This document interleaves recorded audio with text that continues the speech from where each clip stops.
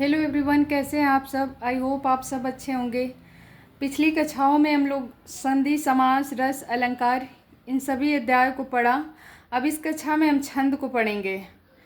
छंद को इंग्लिश में हम मीटर्स कहते हैं। और छंद शब्द जो है संस्कृत के छिदि धातु से बना है। संस्कृत के छिदि धातु से बना है और छिदि का अर्थ है ढकना या आच्छादित करना। ठीक है। और सबसे पहले छंद की चर्चा किस वेद में की गई है? तो ऋग वेद में की गई है। अब इसकी परिभाषा को देखेंगे कि जिन रचनाओं में वर्ण, मात्रा, यति, गति, तुक आदि पर बल दिया जाता है वे छंद कहलाते हैं।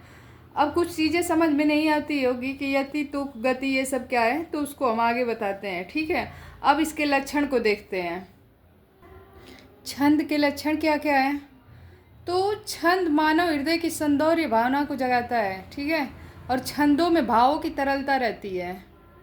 छंद में लय, ताल, सुर आदि का समावेश होने से वह सरस और गीतात्मक हो जाता है। जैसे छंदों को लय में गाया जाता है, उसमें एक ताल, सुर, ये सब चीज़ों का क्या होगा? समावेश होगा। और इसका मोस्ट इम्पॉर्टेंट लक्षण जो है वो ये है कि हर्ष, शोक, प्रेम, घृणा, आवेश आदि मानव भावों की अभिव्यक्ति का सर्वोत्तम साधन क्या है? किसको माना गया है? तो छंद को ही। इसमें क्या दिखाई देगा? हर्ष भी, शोक, प्रेम, घृणा, आवेश भी दिखाई देगा। और ये सब किसके भाव हैं? तो ये सब मानवीय भावना है। इसी को क्या करता है? छंद अभिव्यक्त करता है। ठीक।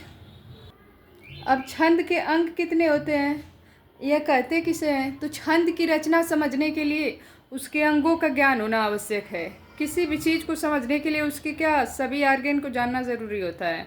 उसी तरह से छंद के भी अंग हैं। कौन कौन से? वर्ण, मात्रा, यति, गति, तुक, लघु और गुरु और गण। अब वर्ण हम किसको कहेंगे? तो वर्ण को ही अक्षर कहते हैं। यह छोटी सी ध्वनि है जिसे खंडित नहीं किया जा सकता। अब इसके दो भेद हैं। पहला ह्रस्व वर्ण और दूसरा दीर्घ वर्ण।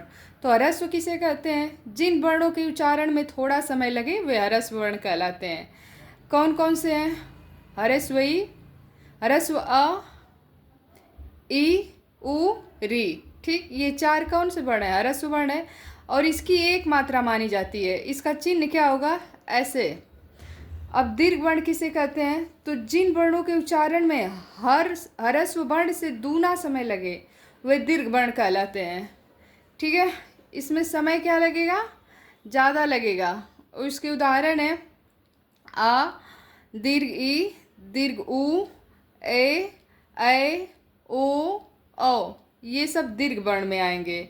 ये सब जानना इसलिए ज़रूरी है कि छंदों पे जब मात्रा और वर्ण लगाने की बात होगी तो ये इन सब चीज़ों का जानकारी होना हमें आवश्यक है। अब दीर्घ वर्ण की दो मात्राएं मानी जाती हैं और इसका चिन्ह इस प्रकार का होता है। ठीक। एक मात्रा में एक लाइन की तरह दे रहे थे और द्वि मात्रा के लिए ये चिन्ह होता है। अब मात्रा किसे कहते हैं? तो किसी स्वर के उच्चारण में जितना समय लगता है उसे हम क्या कहेंगे? मात्रा कहते हैं। अब यति किसे कहते हैं? तो छंदों को पढ़ते समय कई स्थानों पर विराम लेना पड़ता है। उन्हीं विराम स्थलों को हम क्या कहेंगे? यति कहेंगे। बस समझते रहना है कि यति किसको कहेंगे। तो छंद को पढ़ते समय जो विराम लेंगे उसी अवस्था को हम यति कहेंगे। गति क्या है भाई? तो छंदों को पढ़ते समय एक प्रकार की धारा की अनुभूति होती है। ठीक है। उसी को हम गति कहेंगे। तुक का मतलब क्या होता है? तो छंदों के पदांत में अर्थात छंद के अंत में जो अक्षरों की समानता पाई जाती है उन्हें हम तुक कहते हैं।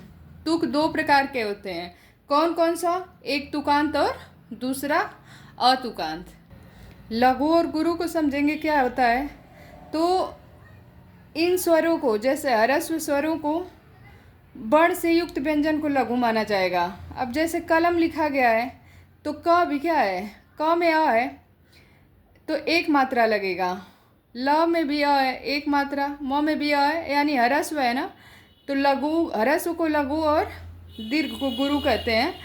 इसमें कितने मात्रा हुए? 3 वर्ण हुए और वही वर्ण जो है 3 लघु मात्रा हो गए। अब ह्रस्व स्वर पर जब चंद्र बिंदु लगता है तब भी वह क्या होगा? लघु ही होगा। चंद्रबिंदु लगेगा तो क्या हो जाएगा, लघु होगा। जैसे देख रहे हैं फसना, फसना में चंद्रबिंदु है फ पे, ये लघु होगा। स भी लघु है, लेकिन ये आ दीर्घ हो गया ना, गुरु हो गया, तो ये मात्रा लगेगा, द्विमात्रा। ठीक। गुरु जैसे आ ह्रस्व ई ह्रस्व, आ दीर्घ ई दीर्घ ऊ और री दीर्घ स्वर, और इनसे युक्त व्यंजन जो होंगे गुरु होंगे। जैसे आम ई खून, इनमें आ ई और ऊ क्या है, गुरु है। ठीक। लघु और गुरु समझ में आ गया होगा। अब ए ओ औ ये संयुक्त स्वर हैं, अर्थात दो स्वरों से मिलकर बना हुआ है, तो इनसे जो मिले व्यंजन होंगे वो भी गुरु होंगे। अब एकता ऐनक ओखल औरत, इसमें जो है ये भी गुरु है, ये भी गुरु है, ये भी गुरु है और ये भी गुरु है। ठीक है। अनुस्वार युक्त वर्ण भी जो है गुरु ही होता है। जैसे इसको अनुस्वार कहते हैं इस बिंदी को, तो चंचल पंडित, ये क्या है, गुरु है। गुरु है तो क्या दो मात्रा जोड़ा जाएगा, और विसर्ग युक्त वर्ण भी क्या होगा, गुरु होगा। सिर्फ चंद्र बिंदु वाला लघु होगा, बाकी ह्रस्व और विसर्ग जो अनुस्वार और विसर्ग जो हैं ये क्या होंगे, गुरु होंगे। जैसे प्रातः प्रायः स्वतः, इसमें त है, य है, त है, ये क्या है, गुरु है। अब गण किसे कहते हैं, आखिरी अंग देखेंगे छंद के। लघु गुरु के क्रम को बनाए रखने को गण कहते हैं। जो अभी हम देख रहे थे लघु गुरु, इसी के क्रम को जो बनाए रखेगा उसी को हम क्या कहेंगे, गण कहेंगे। इसमें 3 वर्णों के समूह को गण की संज्ञा दी गई है, और गणों की संख्या टोटल कितनी है, तो 8 है।